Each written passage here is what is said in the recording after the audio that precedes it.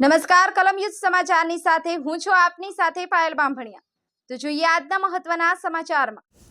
જંબુસર નગરમાં મહિલાઓએ વટ સાવિત્રી વ્રતની ધાર્મિક રીતિ રિવાજ મુજબ ઉજવણી કરી।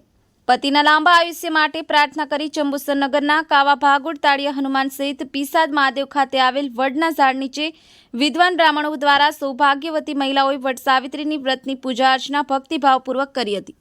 બ્યુરો રિપોર્ટ, કલમ યુદ્ધ સમાચાર, જંબુસર।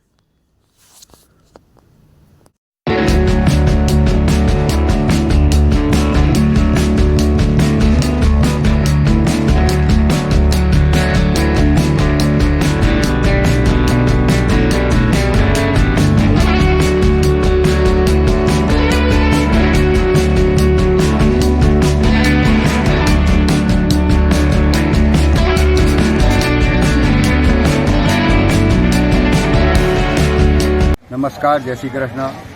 આ વ્રતનું મહત્ત્વ વર્ષોપરાંત યુગોથી ચાલતું આવેલું છે, જેમાં જે બ્રહ્મ સાહિત્યનું વ્રત કહેવામાં આવે છે, જેમાં સૌવાસન બહેનો પોતાના પતિના આયુષ્યની વૃદ્ધિ માટે આ વ્રત ઉપવાસ કરી, પૂજા કરી અને એ વ્રતને પૂર્ણ કરે છે।